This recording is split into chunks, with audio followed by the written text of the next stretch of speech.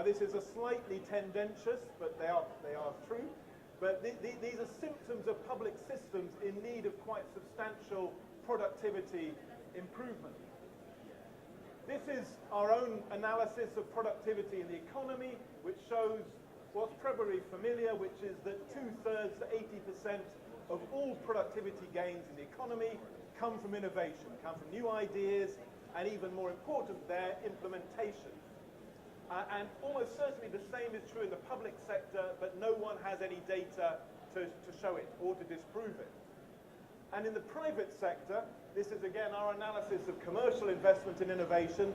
These are the elements you would expect in highly innovative organizations. R&D, yes, but also design, organizational change linked to innovation, training, software, and so on.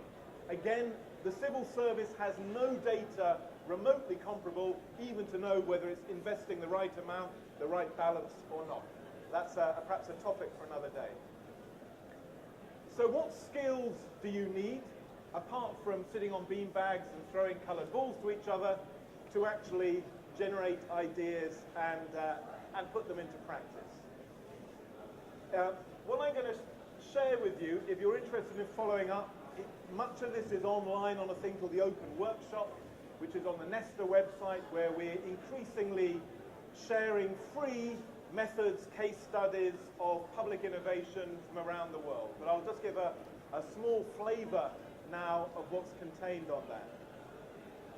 And I think the first thing to say is most innovation is not about eureka moments, out-of-the-box thinking, sudden, very dramatic ideas. So that's often how it's presented in the books. And to explain what I mean, I'm going to discuss the iPod. So I imagine most of you own something like an iPod. You might even be listening to it at this very moment. No one's actually listening to their iPod.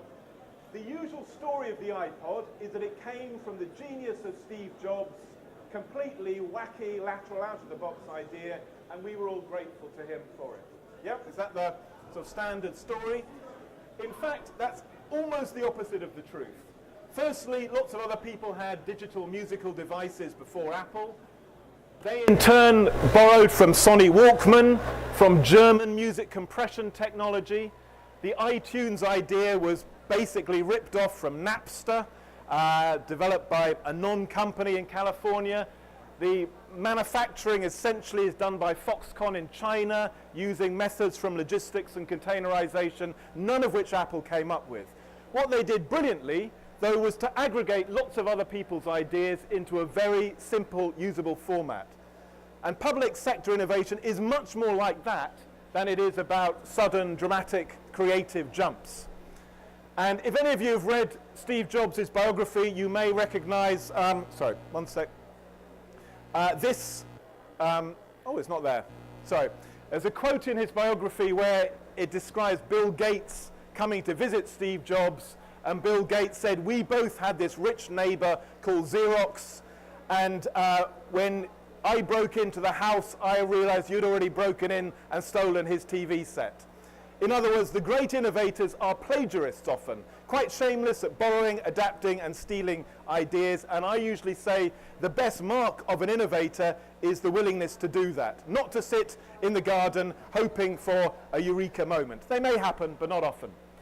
And to give you one example, and I see Chris there at the back, Studio Schools, which is a network of schools backed by the government, is almost a pure example of that iPod method. It consists of lots of very different elements, a curriculum mainly done through real-life projects with businesses, a coach for every pupil as well as teachers, and many, many other things. Not one of those elements is original. They were all borrowed from examples around the world, but put together, they are original and they work, and the children get much better GCSE results, which is why there'll be 45 of them open next year, and George Osborne announced another 20 in the spending review. But as I say, the key there was being open to other people's successes and borrowing shamelessly the bits which worked, testing them in practice, and then growing them. Innovation is also not just about men in white coats. We have a lot of innovation which is still in big laboratories and high tech and so on, but increasingly innovation is about services like EasyJet, it's driven by users, it's open like Linux and Cisco.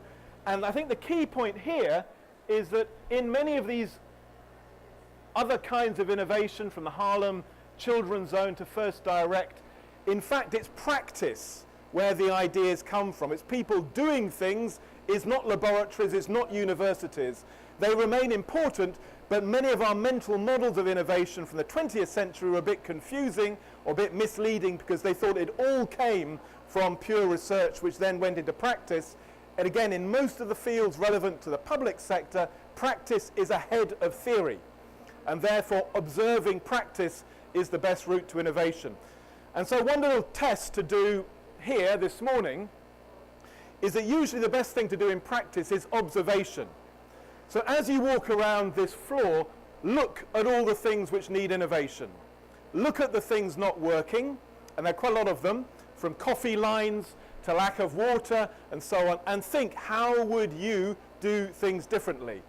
Because it's just rigorous, clear observation of reality is often the best starting point, not pure theory or ideas. Innovation is very different in different places, in pharmaceuticals or finance or cars or tax collection. And I always think it's really important to value deep knowledge. Often the people who are the best innovators have a deep knowledge of their field, but then link it into some lateral inputs. I had a terrible experience a week or two ago sitting with a group of very successful business entrepreneurs trying to invent new solutions for elderly isolation.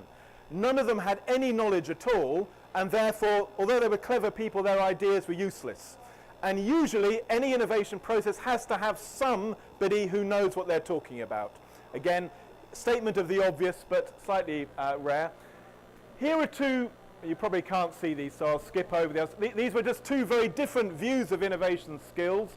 One from very high technology pharmaceuticals, and the other was from Innocent Smoothie, where to apply for the job at Innocent Smoothie, you have to explain how's your colouring in skills. This is in just by way of saying actually innovation skills are quite complex and multiple, some very deep knowledge, some much more about creative combination. What I'm going to do just for 5 minutes or so is talk a little bit about what are some common elements of how you take an idea from a small seed to something big.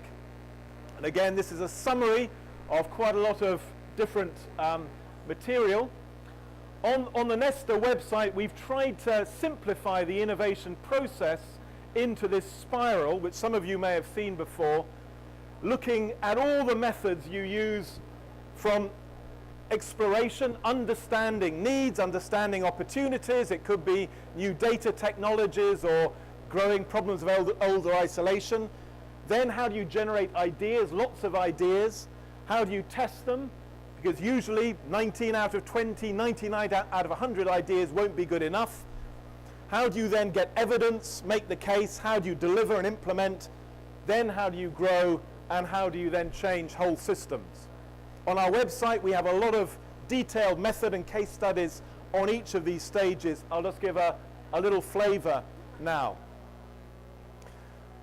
And these essentially boil down into three groups. First of all, how do you come up with lots of ideas? Linus Pauling, who won 2 Nobel Prizes, said the only way to have good ideas is to have lots of ideas and get rid of the bad ones. That's difficult in the civil service. You're not usually encouraged to have lots and lots of ideas, including mad ones, but often that's key to getting to the good ideas. Then how do you select the ones which work, and then how do you implement the ones which are best? So maybe very quickly, what's the best tool for having lots of ideas? Just very quick. How? Didn't hear that. How? A lot of people, but what do you do with them? You need to shout, yeah. Think like a child. So thinking like a child, what would you do to this room? Make it more fun, okay. What methods do any of you use when you just need to come up with new ideas very quickly? So? Brainstorming, that's the usual method. The evidence suggests that's often the least efficient way to come up with new ideas, interestingly. But visualizations, yeah. Any others? Sorry? How do you do imagination? Yeah.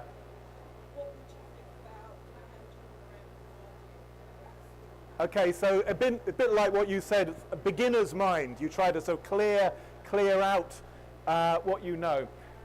Here are just a few methods. So one which is increasingly being used are challenge prizes. And I mention this because yesterday was the first meeting for 180 years of the Longitude Prize Committee, which in the 18th century set a prize for the first person who could come up with a measurement of longitude at sea. And we hosted under the Astronomer Royal yesterday its first meeting since 1820 for the new Longitude Prize for the 300th anniversary. But the basic idea of prizes is there may be people out there you've never met who have a better solution to your problem. And so these are being used in everything from space travel to coding and software to problems like waste reduction or aging well. The government at the spending reviews announced a big expansion of the Small Business Research Initiative, which taps into entrepreneurial firms to come up with new ideas. We yesterday launched another prize for shifting energy use in the home to save carbon emissions. So getting not just your washing machine but your freezer to do things off peak. But it's incredible how rarely this is used in the public sector. And the single best example of this was last year when the Intel Science Prize, does anyone know the Intel Science Prize story? Was won by a 15-year-old who had designed a test for pancreatic cancer which was dramatically cheaper and more efficient than anyone else had designed before. And he had taught himself on the internet, age 15. That's why prizes are good methods of generating ideas from unexpected sources. There are a lot of crowdsourcing websites. This is the US Transport Security Administration's crowdsourcing website, the Ideas Factory. Anyone can suggest ideas, comment on ideas, etc.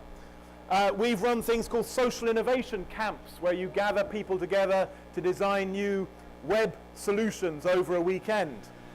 In Finland, there's now a thing called the Open Ministry, where the public can actually propose legislation and discuss draft legislation, which then goes into Parliament. There are 101 other tools, but they're all ways of tapping into really the brain power of the whole of society, including the civil service, but not only the civil service. Another set of methods are just other ways of using money to tap people's ideas. So you can do that with payment by results contracts, and some of you do. That's actually not usually a very good way of getting creativity, because you get certain kinds of companies bidding. The US did a good experiment with the Investing in Innovation Fund, a $700 million fund for both proven and promising ideas. But again, they recognize they wouldn't have the innovations, so they use money to tap into ideas from across the US. At NESTA, we run a lot of different open calls, like our Innovation and Giving Fund run with the Cabinet Office, which has backed about 70 different projects, some commercial, some from charities, but all with new ways of giving time and money. Again, we couldn't have come up with these ideas. The key is using money to tap others. Tomorrow, at the Local Government Association, we're running a marketplace for councils to buy promising innovations in digital technology. And these are a few of the ones we'll be selling to them in a meeting not that unlike this, where we're saying don't necessarily innovate, don't come up with your new ideas, be aware of what's out there in the marketplace, very cheap, which you can simply adapt and adopt. I think a key issue for all of you is your appetite for radicalism.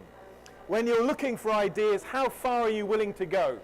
And my forecast will be the next 2 or 3 years, as spending cuts really bite deep, you will be looked to come up with very radical ideas, much more than maybe a year or two ago.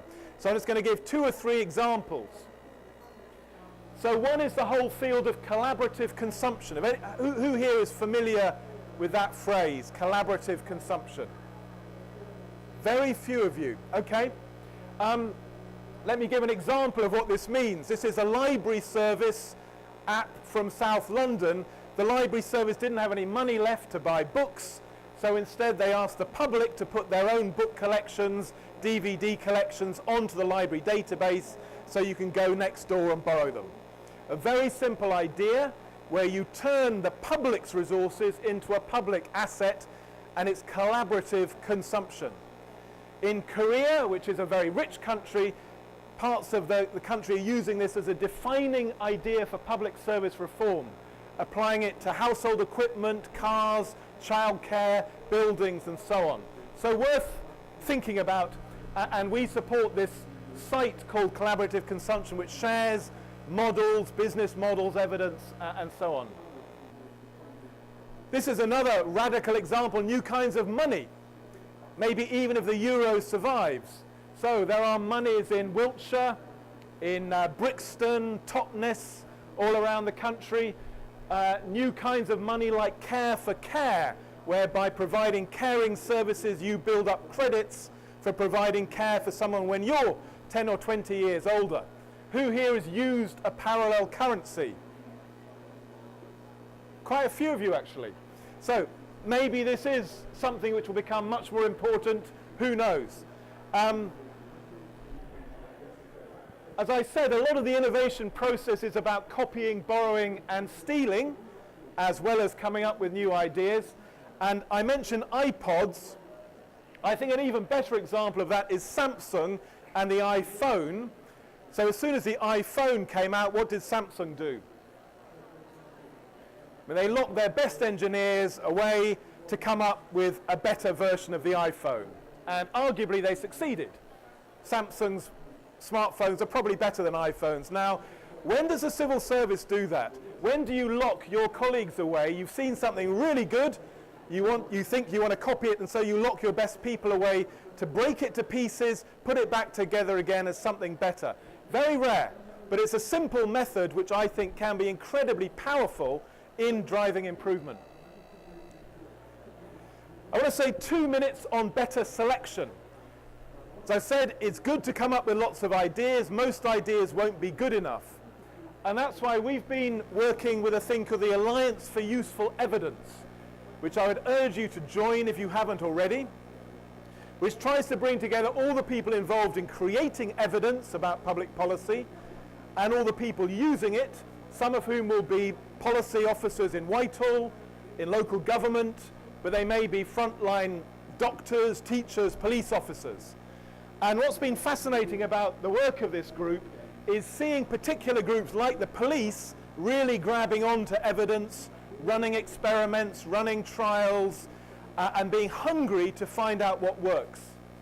About 2 months ago, Oliver Letwin and Dalia Alexander came to NESTA to launch what will be a network of What Works centres backed by government in health, education, ageing, local economic growth, policing, and one other, which I can't remember now, but to act as intermediaries. Again, so that anyone working in the public sector at the very first step should at least know what is known. Before you innovate, before you try other things, get at least on top of the evidence. Unfortunately, even in fields where there's a lot of evidence, it isn't used. We've been doing data tracking of GPs, implementation of proven new ideas in medicine, and which shows that most of them don't. Even when there's very strong evidence a new method works better than what they're doing, it's incredibly slow to actually get taken up. And I think this is not good enough anymore for the public service. We have to become much faster, much better at adoption as well as innovation. And if you're interested in the detail, we've developed a whole sort of language of evidence and standards of evidence, which is on our website, and also very easy to use tools. So last week we launched with Ben Goldacre, the journalist, a do-it-yourself randomized controlled trial method. So if you actually want to run randomized controlled trials with your staff or your friends, they may not thank you for it, but at least there's an easy method for doing so. I want to finish with a sort of a live example which brings together a few things I've said, and I hope prompts some response. Of all the fields of public action which are probably hardest at the moment, is the interface of health and social care around aging, which is arguably the most difficult. According to the Local Government Association forecast, all local government budgets will go on this within 2 or 3 years. The numbers are escalating, and we simply don't have very good methods of handling a much older population with many more long-term conditions. One of the problems is that if you are a patient with diabetes and heart disease and MS and so on, you may spend 6,000 hours or so a year with your condition, and you may spend 5 or 6 hours a year in interacting with an NHS professional. All our methods of health delivery were designed around hospitals, around cure, around doing things to people, and yet for decades we've known the whole of healthcare has to shift to working with patients, to self-manage, co-manage and so on. And yet all of those methods are still very marginal to the NHS. So over the last 2 years we've been working in 6 areas of the country with doctors, NHS managers and local councils to think through how you would change the whole system. Now some of that is about new uses of technology, some of it's about financing and finance incentives, some of it's commissioning tools, some of it's patient demand. Some of the elements are very practical, like group consultations turn out to work better than individual consultations, are much more efficient. Or social prescribing, where you prescribe people access to maybe a dance class rather than a drug, and it may be better for their health. Or exercise rather than a medical intervention. And these add up to really a very fundamental change, but again, none of the individual elements are particularly novel. Is bringing to get them together which is novel. Crucially too, we've tried to show the business case for this, and in our analysis we showed that scaling up these methods from places like Newcastle and Stockport and Lambeth, even on a very conservative estimate, could save about $4.5 billion a year for their health service, and arguably more like 10 or 12 billion. So very big savings achievable from genuine innovation and implementation and adaptation of those. Crucially too, this was about bringing together the frontline professional skill of GPs and their experience, but also patient insight into how they manage their condition like diabetes in practice. I think there are equivalents to that needed in almost every area of the civil service, more systemic innovation, but they also need elements. And so my second last point is just one example which we will be showcasing to local government tomorrow, which is called TIES, which is a very simple idea from Canada, which we've helped bring to the UK, which uses Facebook-like technology to surround an isolated older person like this and create a circle of support of their friends, their neighbours, the doctor and relatives to coordinate who is helping them with a meal, with taking their prescription, with a lift to the hospital. Very, very simple, mobilising community resources, but linking them into the professional health service, formal and informal linked together. And so there's lots more on their website about how it works, how it saves money for governments, but also how it improves the well-being of the patient as well as their health outcomes.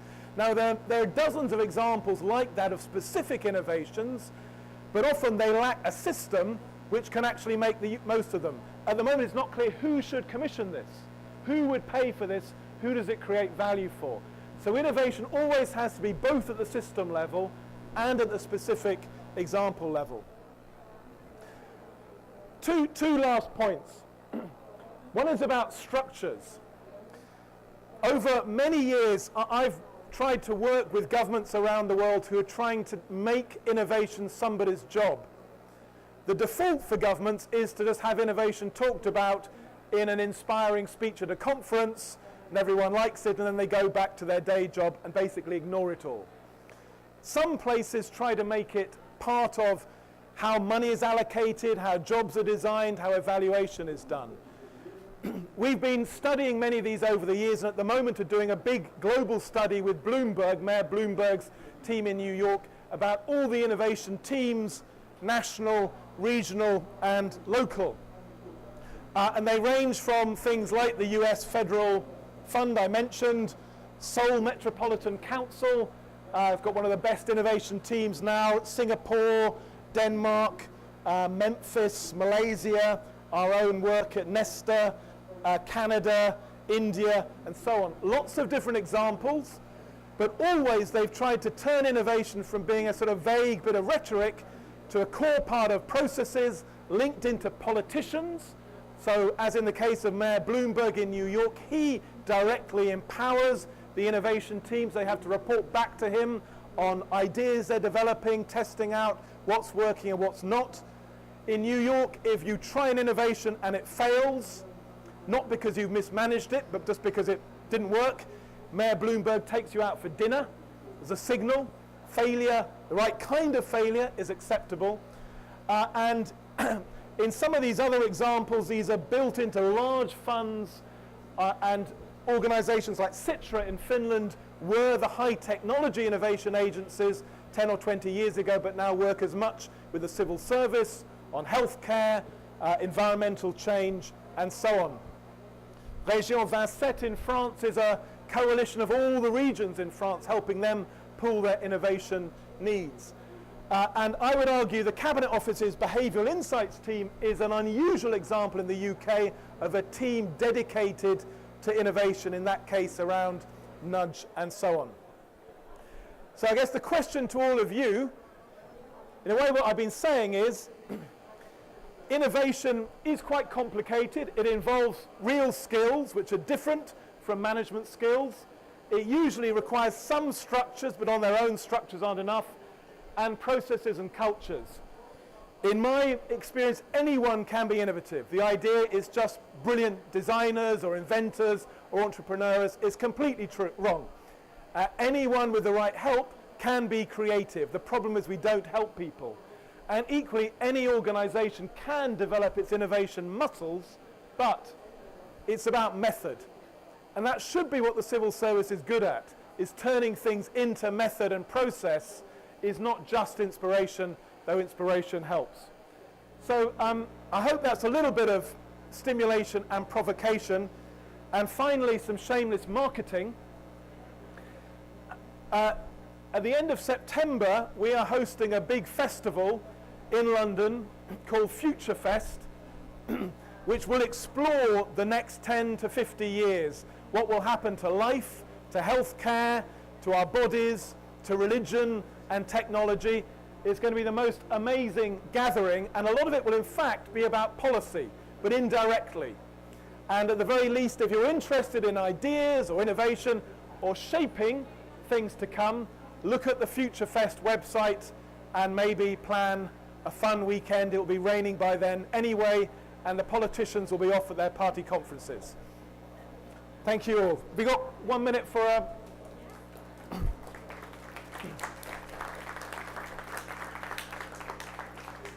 So we've got 1 or 2 minutes for violent negative reactions or critical things I missed out. But you'll have to shout. Or does everyone just want to join the coffee queue?